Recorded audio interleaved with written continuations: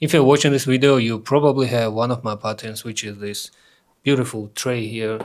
I'll try to make this video tutorial as detailed as I can, but if there's still anything unclear, please let me know in the comments and I'll be more than happy to answer them. Hope that video will be helpful for you and you'll make a couple of these, maybe for yourself or maybe as a gift. Enjoy! I will include my own printing settings. You can pause the video and check if your settings are same as mine. And remember that first page is also a test page where you can check your scaling manually.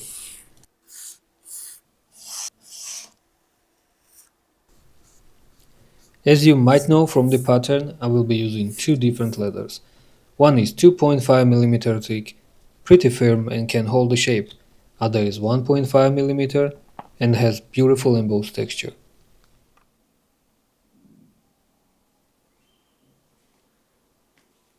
Once all the necessary leather pieces are cut out, you can proceed to the next step. Glue the pattern onto the cutting board and start punching the holes. Seam step is 5 mm, so you can freely use the punching tool set with corresponding space. I simply like to punch one hole at a time.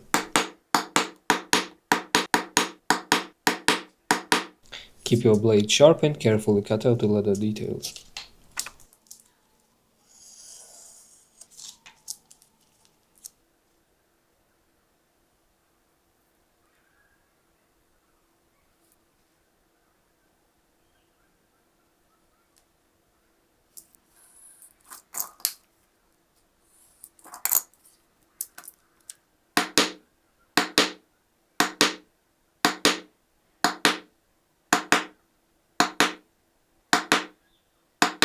This is a 12 mm hole puncher.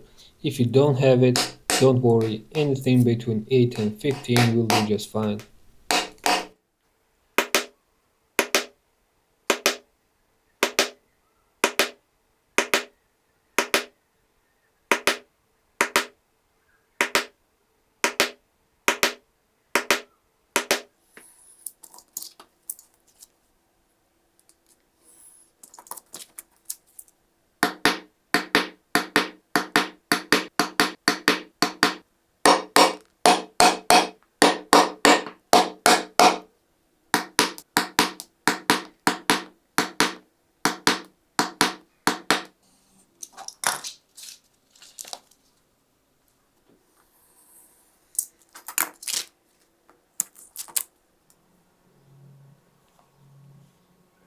After all this punching and cutting the pieces, it's time to take care of the sharp corners.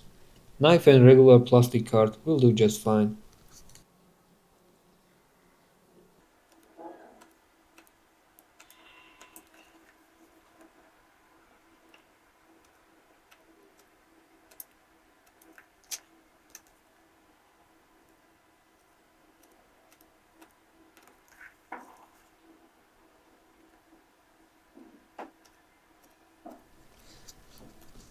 I know it might be time consuming, but it gives the details that polished look. Now do the same with the older pieces. After rounding the edges, it is time to smooth them with sandpaper or a sanding block from the nearest hardware store.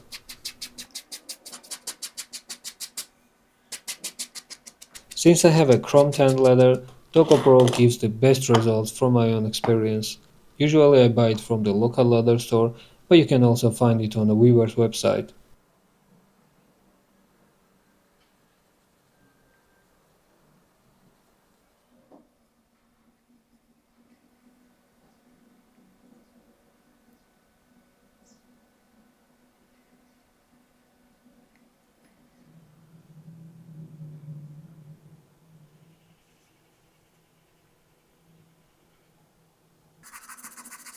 Scratching the surface of the leather before I apply the glue. I use EcoStick 1816B. It is a water-based glue without unpleasant toxic smell.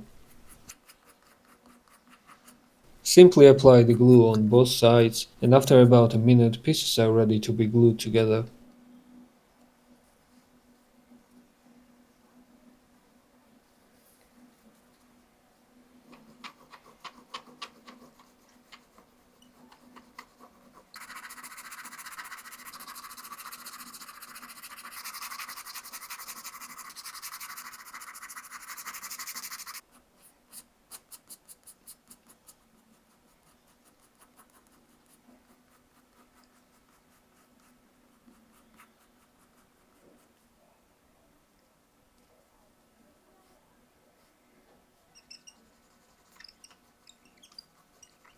Getting closer to the stitching part, I am using .55 round and waxed thread.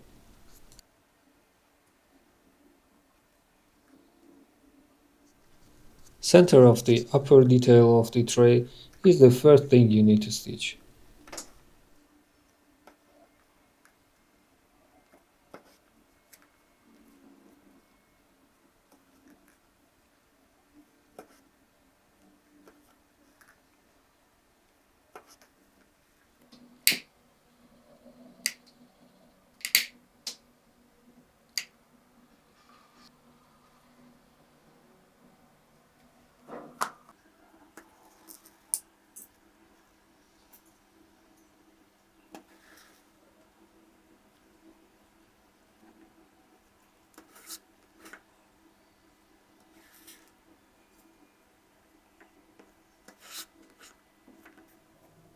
After stitching around the reinforcing layers, it is time to prepare the side details of the tray's lower part. These details are pretty easy to stitch. Simply fold it over and align the stitching holes.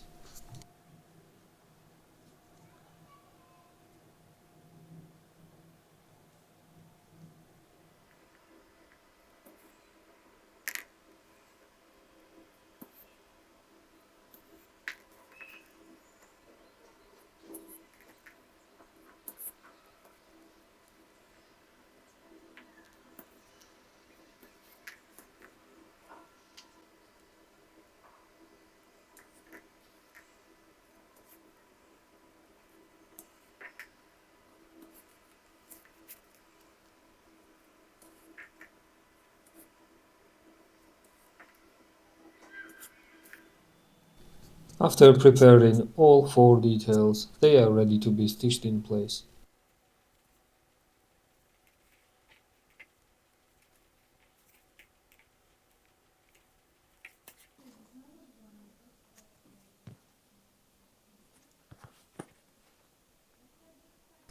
Now let's get to the upper part, aka cap.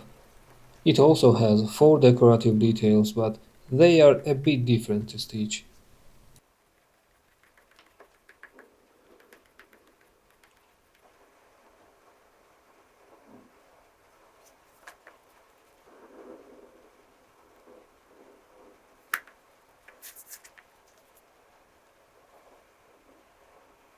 Once all the pieces are glued to the cap, fold the extra leather over the edge and align the holes to start the stitching.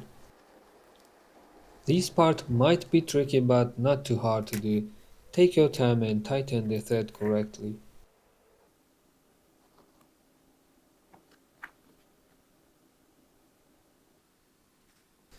There is still 4 stitch line left before the tray will start to take its desired shape.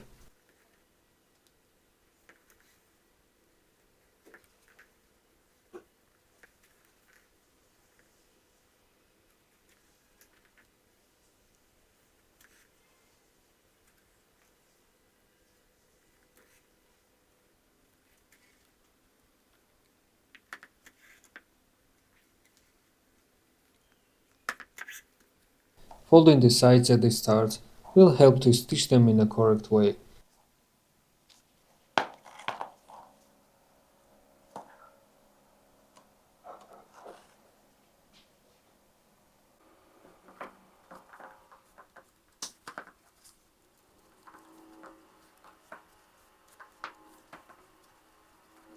Doesn't matter which way you start the stitching.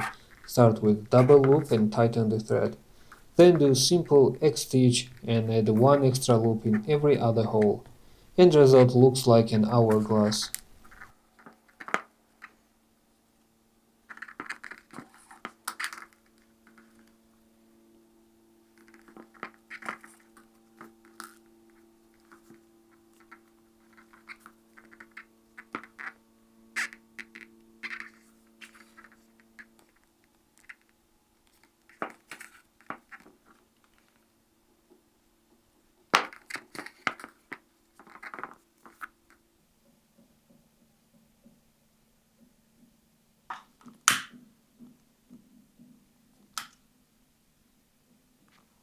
This is the end result of the stitching.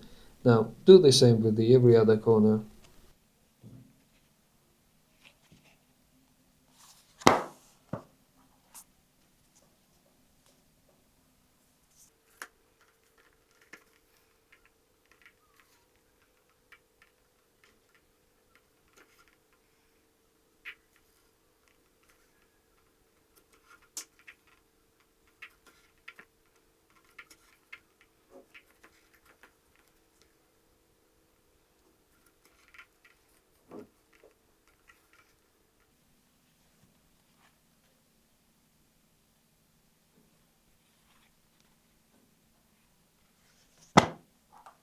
Before the final steps, tray needs some kind of a handle to easily open and close it.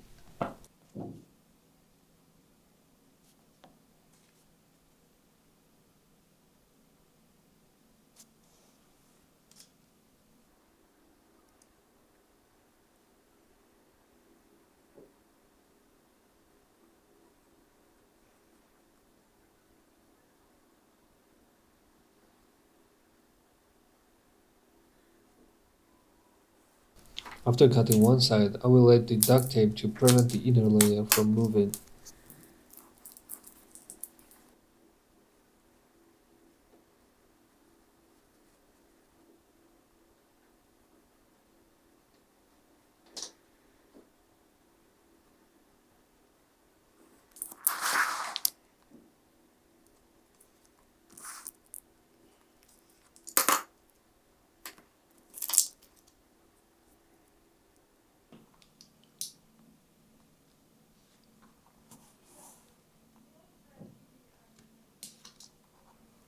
I will cut both ends at an angle to easily attach it to the cap, doing only simple knot, and after that I'll cut the extra leather with a knife.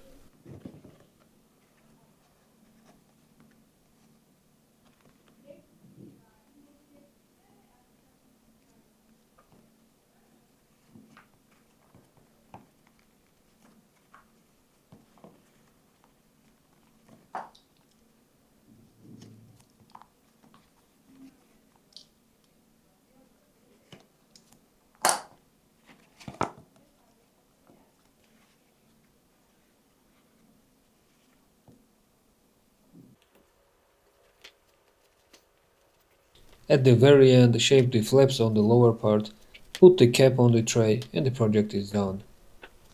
But there is only one thing left to decide what to store inside. Let me know in the comments. See you next time.